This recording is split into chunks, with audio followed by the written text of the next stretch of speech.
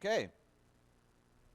Well, as I said a few minutes ago, we are right smack dab, right in the middle of Romans chapter 11.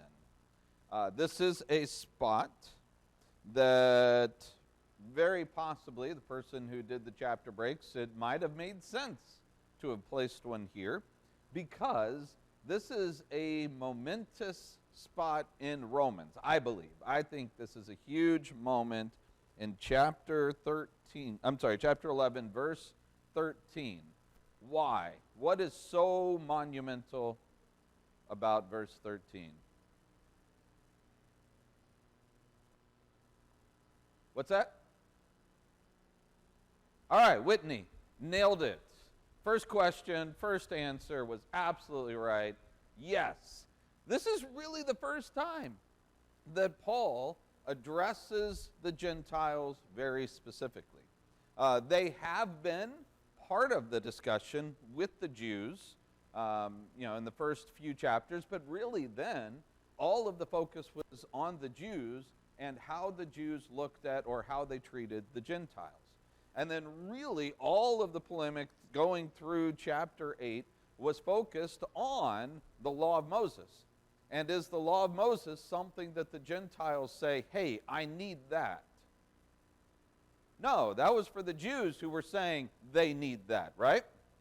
And so everything all the way through chapter 8 really was all about the Jews and the way that they viewed salvation, the law of Moses. Chapter 9 was to the Jews and the way that they, answering objections that they would have had concerning why God favored the Jews in the way that they did.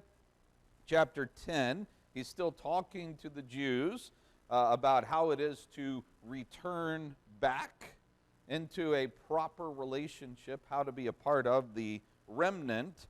9, 10, 11 really are discussing. And then the importance of taking the word to the Gentiles. But pretty much all the way up to this point, Romans has been focused on those Jewish Christians. Verse 13, now I am speaking to you, Gentiles. So, let's make sure that we catch ourselves up from where we ended last week in order to gain a good idea of what's going on. Remember, we have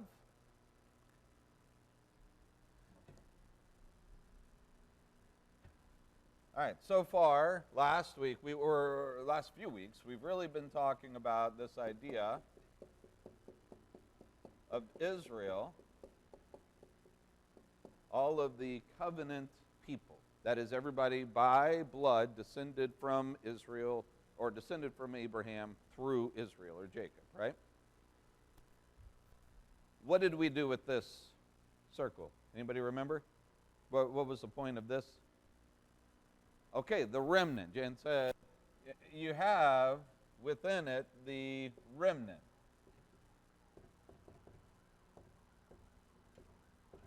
That is to say, all of these people are in a covenantal relationship with God. Are all of these people faithful to God? No. But there is a remnant which is. And so these are the ones that Paul talks about, chapter 9, brings it up here in chapter 11, talking about how those who are through Christ are the remnant of remnants. And so you've got those who are I'm just going to say faithful through Christ. So that would be these people, right? Who else, though? Who else is faithful to God through Christ? The Gentiles, right? And so, by the way, if you were to compare Jews and Gentiles, how many are there more of? A lot more Gentiles. My X's are getting really bad as I'm trying to emphasize this point and make a ton of them, right? So, we could fill up the entire wall, probably, with Gentiles compared to Jews. Now, because of that, when there are Gentiles who become faithful through Christ, how many of those are there going to be? A lot, right? We'll just say, just exponentially make this huge, and let's say that just this amount are going to be faithful to God through Christ. So, let's extend this over here, and let's extend this over here. All right, can you see the vastness of the difference? And by the way, I could have made the circle a lot larger. I probably should have, just to emphasize the point. But there's a whole lot more Gentiles than there are Jews. Therefore, there are a whole lot more Gentiles coming to Christ than Jews, just by virtue of just population, right? Why else, though, is this number so much greater? Tell me about these Jews who come to faith in Christ. Yeah, Kelly?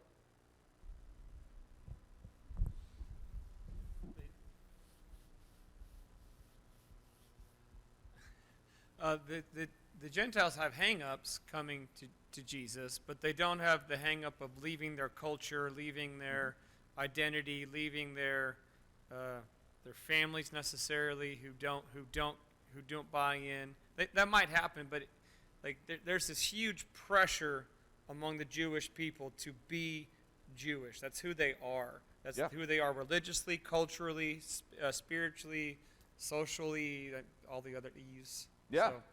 Yeah, very good. As far as the Jews are concerned, everything is wrapped up in them being a Jew. Their relationship with God is wrapped up with their relationship to the covenant and to the law.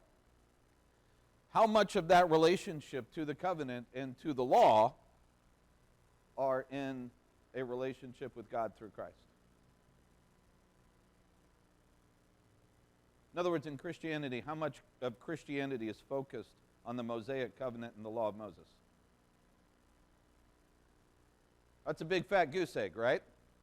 None. There's zero. That's the whole point that Paul is trying to make. Law does not carry into Christianity. The Mosaic covenant does not carry into Christianity. It is not part of Christianity, and if their entire identity is wrapped up in this, and then somebody comes along and says, hey, by the way, your identity should be wrapped up in this now, without reference to the law or the covenant, and they'll say, take a hike, right? It's not what they are expecting, and by and large, they simply reject it. The Jews, by and large, reject the message of the gospel. Hasn't that kind of been the whole mantra from chapter 9 on that Paul's been getting across? Remember, he starts by saying, I wish, if possible, I might even be willing to give up my own salvation if it would save all of my brothers. But it can't happen, because by and large, the Jews have rejected. And is that God's fault? No. All of this, the entire argumentation is based on this. By and large, the Jews have rejected. This is a tiny, tiny number, right? Therefore, we turn our attention to the Gentiles, and what are we going to start telling them? Romans chapter 11, starting verse 13. I am now speaking to you Gentiles, inasmuch then as I am an apostle to the Gentiles, I magnify my ministry, in order somehow to make my fellow Jews jealous and thus save some of them. For if their rejection means the reconciliation of the world, what will their acceptance mean but life from the dead? If the dough offered as first fruits is holy, so is the entire lump.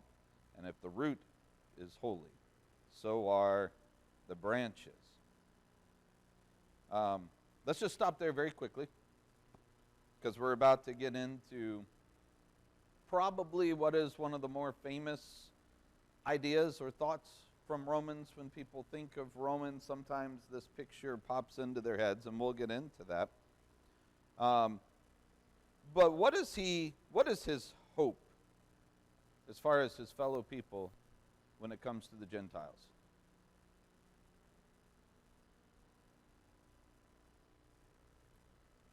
Okay, make them jealous. To what end? By the way, what's the difference between jealousy and envy?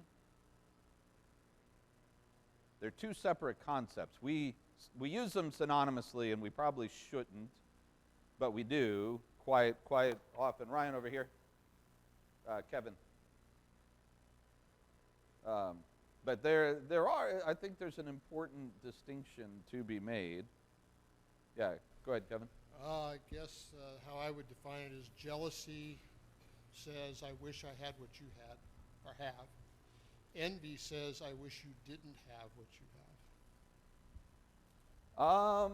That's a good try. Although I think both of those would be considered envy. Envy also is a wishing of depriving or wishing that you don't have what you have. That's anyway. I'll listen for your explanation.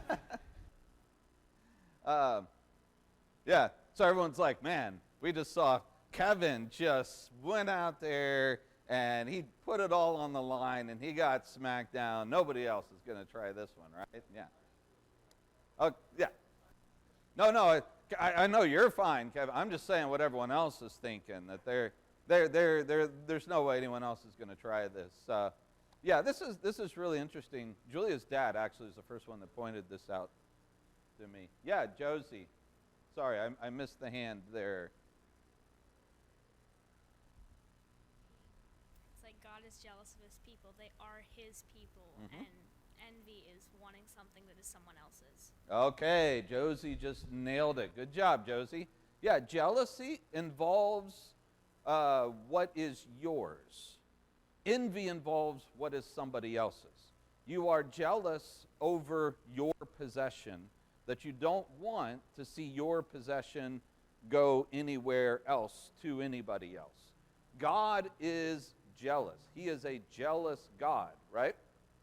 Therefore, jealousy is not a bad thing. It can be bad, but it's not a bad thing because God is jealous. What that means is he is protective of what is his. And if anybody else goes to something else, to another god, then what's God's response?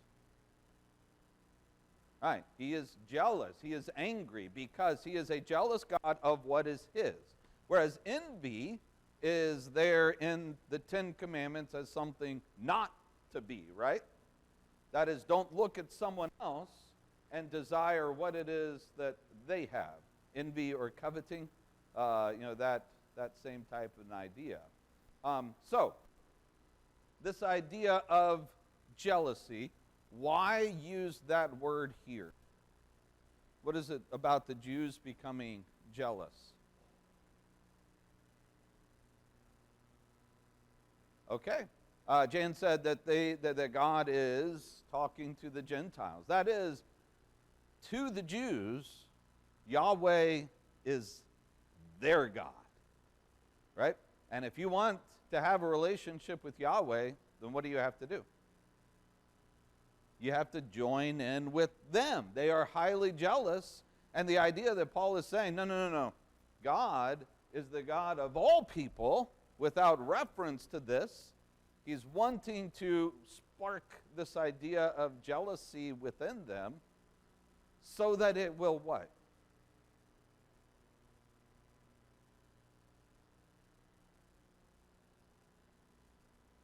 Okay, provoke them to salvation. Very good, Cliff. Explain what that means. How would this provoke them to salvation? Oh, it looks like you have to answer, Cliff. Mike is right there. I was just going to say that, well, it would cause them, maybe it would cause them then to turn back to God or turn to God and to Christ and come to him. I don't know Yeah. anything else to say. No, I think that is exactly the path that Paul has in mind here. Jealousy is it's an intense emotion, and the idea of causing them to pause for just a second and say, wait, why would God open this up to everybody? You know, it sparks the jealousy within them to get them to actually look into it and to find out what this is, at which point, if they listened, they would come to realize what? What's that? Okay, that God loves everyone, and God has opened up a relationship with him through Christ to everyone. Now, is that Jew being rejected by God because he's a Jew? No, not at all. He has every right to be a part of this. So, this is what you see. He says that, he's talking here, verse 15, for their rejection means the reconciliation of the world. What will their acceptance mean but life from the dead? Because if the dough offered as first fruits is holy, so is the entire lump. If the root is holy, so are the branches. All right. The second part of that, the root and the branches, he's going to now expound upon. All right. Any questions or further comments before we move into this next section about the root and the branches? All right. So, verse 17. But if some of the branches were broken off, and you, although a wild olive shoot, were grafted in among the others, and now share in the nourishing root of the olive tree, do not be arrogant toward the branches. If you are, remember, it is not you who support the root, but the root that supports you.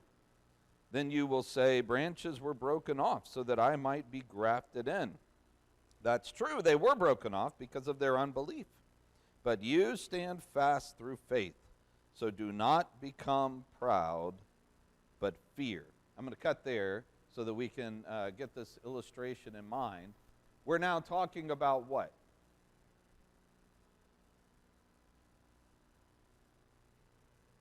No, I mean, figuratively, yeah, we'll get there. But what's the illustration? Okay, it's a tree, right? It's a tree that is based on, and we say tree, right? But what is really specifically under discussion?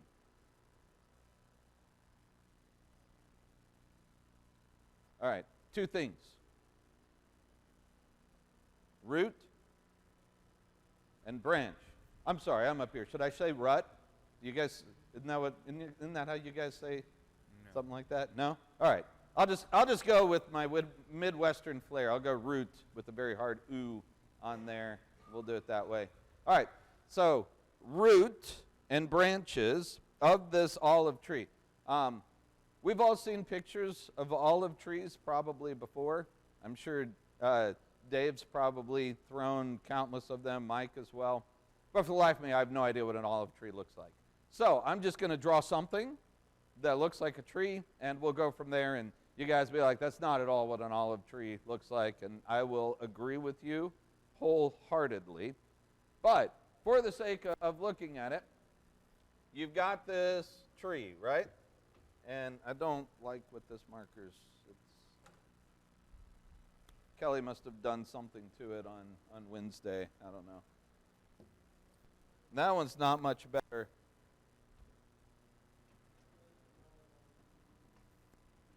What's that? Oh, Kevin said you can't blame the drawing on the pen. It's a poor master who blames the tools, right? So yes, very good. I'm just gonna, hopefully, that looks like two lines. Can y'all see that okay? Can y'all see that in the back? Is it showing up well enough? Sort of, which means it may not be. Give me 1 second. Let me see if I've got another marker.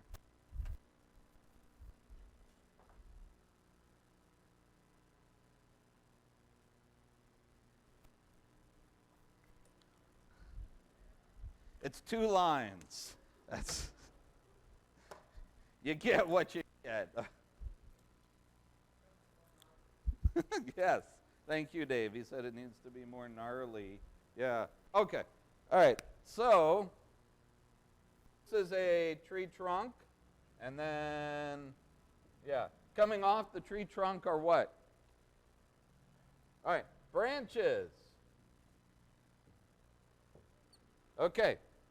So that is an olive tree right there. All right? Everybody knows what an olive tree looks like now. All right. So you have the trunk, you have the branches. Where does the tree get its sustenance? From the root, right? The root system. Okay. Now, let's follow the flow of thought here that he has. What is the root? The Jews, yes. I'm going to say Israel. The Jews is just fine. I'm going to say Israel.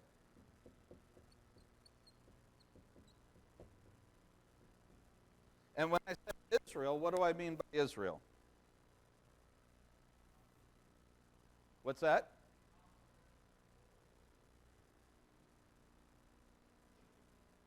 Yeah, Kathy? Okay. Kelly said not the remnant. I think it is the remnant. I think the root is the faithful.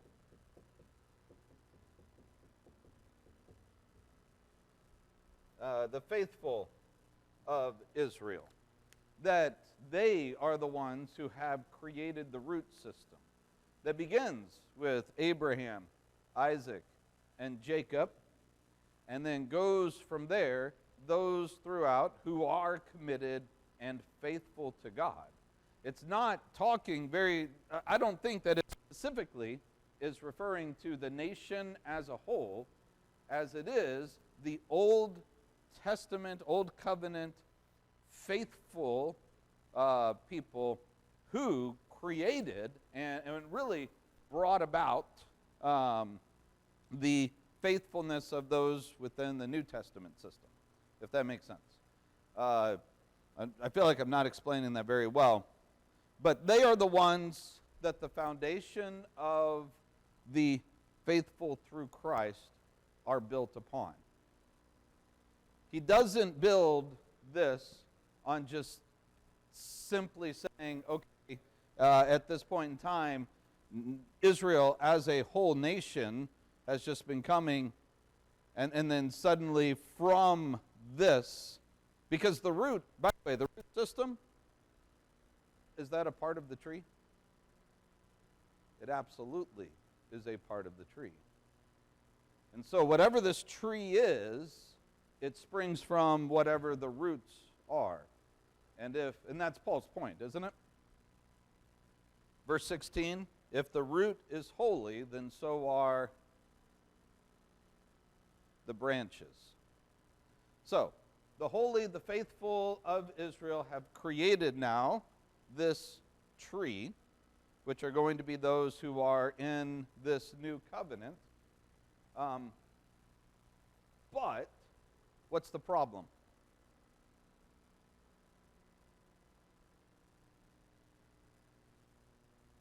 Did we get that far? Yeah, we talked about, or we read this. What's the problem with the branches that should be growing on this tree? All right, why? Because of unbelief. Remember, this is an analogy, right? This is an illustration. You can nitpick an analogy and an illustration so much that it becomes meaningless. So we need to be careful that we don't hone so much on details that we miss the point he's trying to get across. The point he's trying to get across is that the vast majority of these branches that should be on here rejected God, and they've been taken off, right? They are not a part of the faithful to God throughout all time. So what has God done? grafted on. All right, grafted in Gentiles. the unnatural. And this is what an unnatural branch looks like.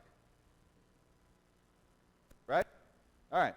So you have then the natural branch, which stems from the root, the faithful of old time, faithful to God, now, very specifically, faithful through Christ.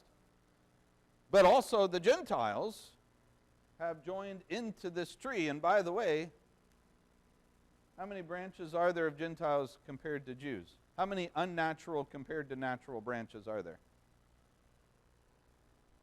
Well, yeah, 75%, no. Don't go by this, right? A whole lot more. And if you are a Gentile, you have had any relationship with the Jews at all, what have you probably tended to think about the Jews?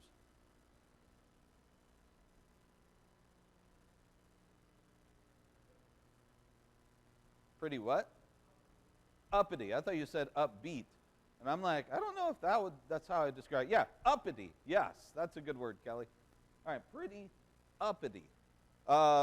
They've been arrogant to the point of saying, y'all, you Gentiles are basically nobodies. We don't care about you. We'll treat you as if you don't exist. If nothing else, we just want to make sure you know that you are under us.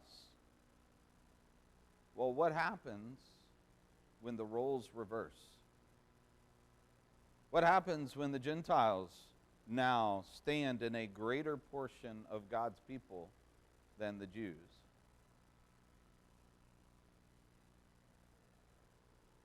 All right.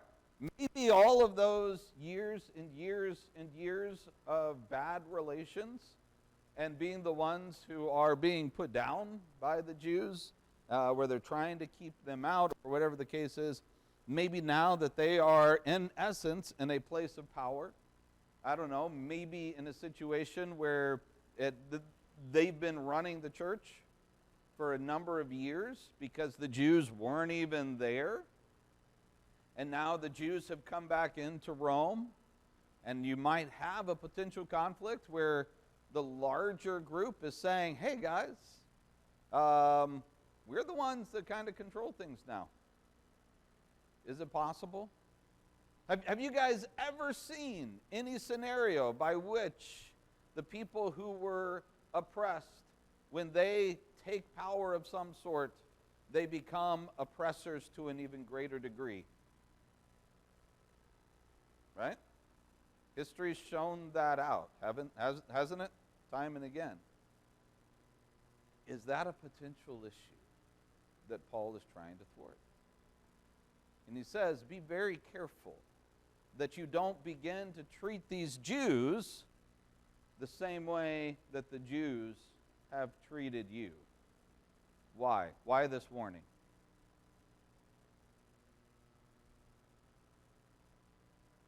All right, say that again into the mic. Mike? Because you can be pruned out too. Yeah. What happened to all those Jews because of their arrogance? It led to unbelief, and it led to them being pruned out and taken out. And, right here, Paul's saying, you realize that y'all aren't even the natural branches on this tree, right?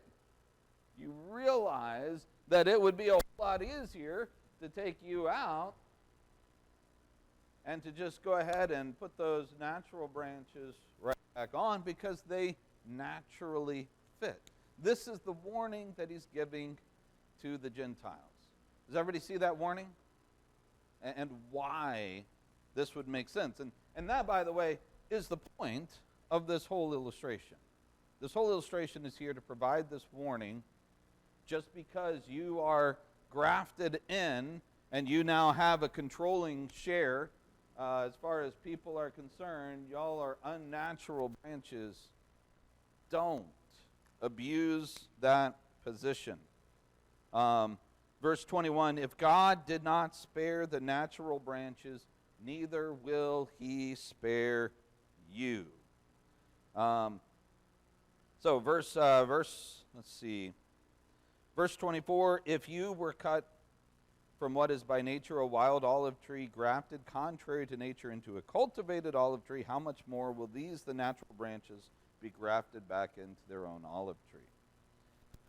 Lest you be wise in your own sight. Verse 25. This is, by the way, where we get into the controversial good stuff right here. Lest you be wise in your own sight, I do not want you to be unaware of this mystery. Brothers. Who are the brothers? All right, we're still with the Gentiles here, right? We're still with the Gentiles. A partial hardening has come upon Israel until the fullness of the Gentiles has come in. So, this is, what does he call it? A what? A mystery. When Paul talks about mysteries, what does he mean by that? Is he pulling out his clue board and saying, who did it? Let's find out. Are we reading an Agatha Christie novel or something? What is a mystery? Kelly said things that are hard to understand. Not necessarily. I think it's a little more conclusive than that. Yeah, something, Jan said something you don't know. It is something that has been purposefully hidden. So, a mystery, when Paul uses the word mystery, it means something that is hidden. That you could not have known this, is the idea, until it is what? Revealed. And so, revelation is the revealing of a mystery, something that has been hidden. So that's what those words are really referring to. So he says this is the mystery that he's been talking about, that a partial hardening has come upon Israel until when?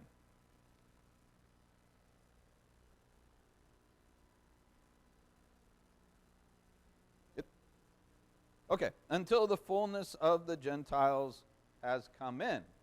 And at that point then, what happens?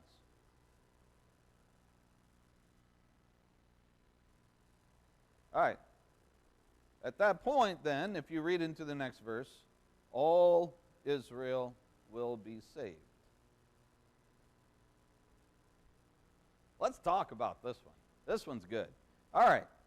Now, we just read that in a very specific way. That is a very popular way. In fact, it seems as if it is the, what's the phrase that's used? The plain reading of the text. Is that a phrase that's often used? You know, look for the plain reading of the text. So, it looks like we're saying in that way, the fullness of the Gentiles has come in, and thus, or at this point, all Israel will be saved. This has led to many people.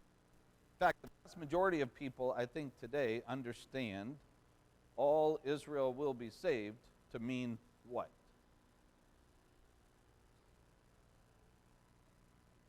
Okay, physical Israel. What do you mean by that, Dave? Okay. All right, hold on. Wait for Ryan, because we're going to dialogue here for a second on this. Go ahead, Ryan. Or not Ryan. Go ahead, Dave. It ties into the whole rapture idea, premillennial dispensationalism, that has this separate promises to physical Israel, and many of them point to the fact that in 1948, the nation of Israel came into existence again, as showing, well, see, God is now fulfilling this. He's bringing the nation of Israel back. He's going to bless them. The promises that God has made to them that have been unfulfilled in the past are now being fulfilled. So that's why I say physical Israel. Yep. Yeah, very good. And the idea that, going with, Dave, and we don't have the time to go through dispensational premillennialism. I've mentioned it, I know, a number of times. Remember, it's the idea there's going to be a rapture followed by a 7-year tribulation, at which point then, the King Jesus is going to return. It's going to be a battle. He's going to reign in Jerusalem on the throne for 1,000 years, the way that he was supposed to have Initially, Satan's going to go into defeat, but rebuild his forces, come back. A great battle at the end of that time period, which the church will win, Jesus' people will win, and then that's going to be the great judgment scene at that point. So a lot of that hinges on Israel returning to their status. And a lot of that is the idea that when the time comes in which the fullness of the Gentiles will be complete, then salvation will be given to all the Jews who are there. Like, all of a sudden the mystery that's, the clouding over their eyes will be gone, and they'll say, oh, wow, I guess Jesus is king after all, and they will join in that 1,000-year reign. So that is a way of understanding this. I think that it has some detractions to it. First of all, dispensational premillennialism is not a very good model. It's not old. It came in the late 1800s. Is the first time that anybody actually started to piece this together. That should be problematic in and of itself. But so many other issues with it as a structure. But also, this means that who's going to be saved?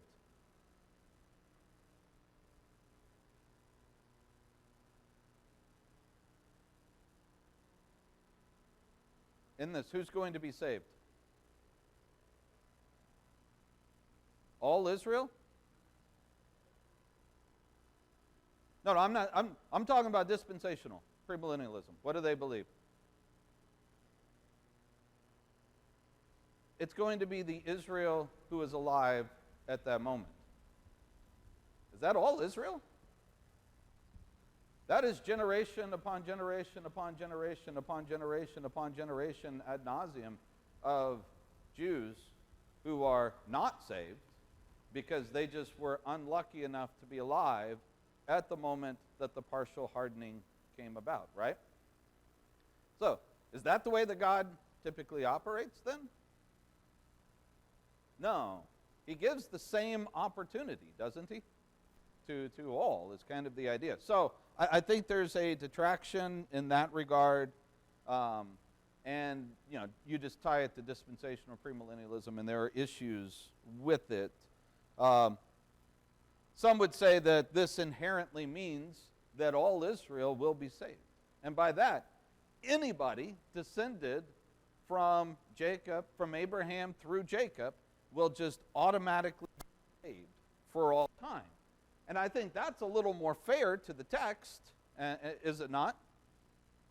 But what's the problem with that?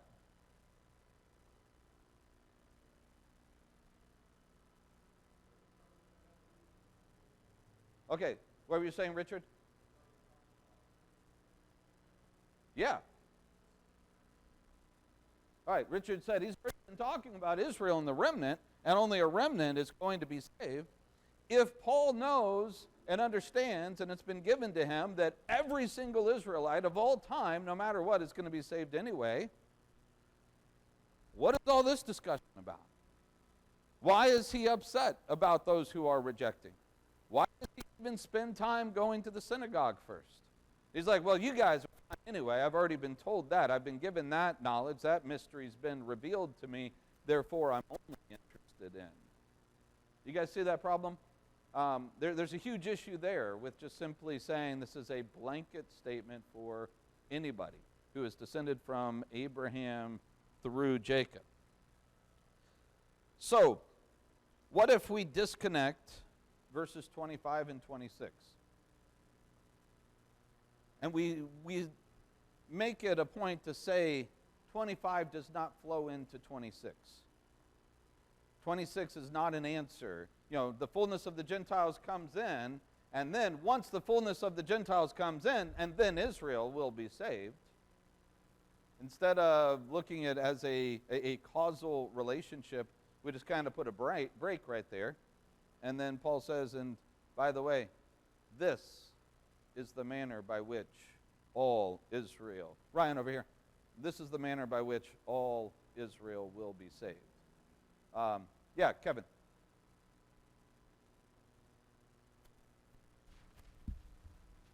So I guess going back to your tree, down Uh-huh. to the roots, if we assign this Israel here to the faithful Mm-hmm. from before, then they can connect, can't they? Mm-hmm. That's exactly it. That the faithful from before are part of these branches. I mean, these branches, they're all intricately tied together. And it is the full, what we would call the remnant from all faithful, Jew, Gentile alike. And so what Kevin's getting at, all Israel would really, at least I'm thinking this is what you're saying, Kevin, that this is all Israel. Is that basically what you were saying? Yeah. All right. So this is all Israel, and how does all Israel come to the point of salvation? Well, it's faithfulness through Christ. And the process that's taken has been from the roots, from all the way back to the promise of the seed, moving forward, all of the faithful of all time who bring up, get us to the point where Christ comes on to the scene, and then you offer salvation by faith through Christ has been kind of the key, right? By the way, this also ties in at the beginning from faith to faith, just as it's written.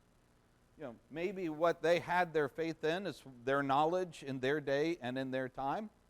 But as Paul points out, that's still connected, right? Remember chapter 4, he says, look, our faith is no different from Abraham's. We believe the same thing. God will raise from the dead, make life out of death. So from whatever their faith according to their promises is to now the finalized faith according to the promise through Christ, which is the very last promise to be given, that we're all a part of Israel. Whether you are original branch or you're Gentile grafted in, this is the process by which God brings the completion of what the true Israel is. Remember, he said not all Israel are of Israel. Remember he said that? In Galatians, he says that we are descended from Abraham by what? Not by blood, but by faith. And I think those are key concepts to remember as Paul says this. Boy, we're quickly running out of time here. It does, though, continue on. Verse 20, as regards the gospel, they are enemies for your sake. But as regards election, they are beloved for the sake of their forefathers. For the gifts and the calling of God are irrevocable. For just as you were at one time disobedient to God, but now have received mercy because of their disobedience, so they too have now been disobedient, so that by the mercy shown to you, they also may receive mercy. Well, that really sounds like now he's saying that all Israel is all of physical Israel, doesn't it?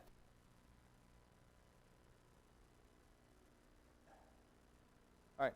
Allow there to be a parenthesis here.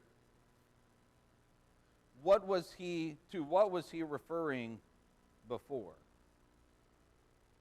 Before he broke into this illustration, or even in the midst of this illustration, what is he referring to? In other words, what's the antecedent for the they are enemies?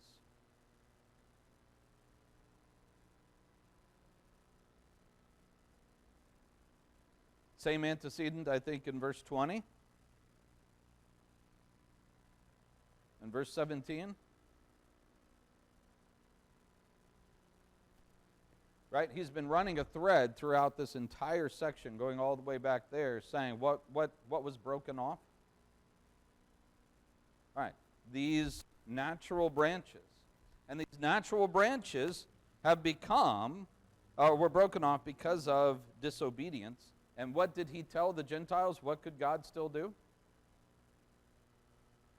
He said God could still graft them back in. It is still possible for them to receive mercy. And this is the point. Again, be careful of taking an analogy so far that you miss the point, right?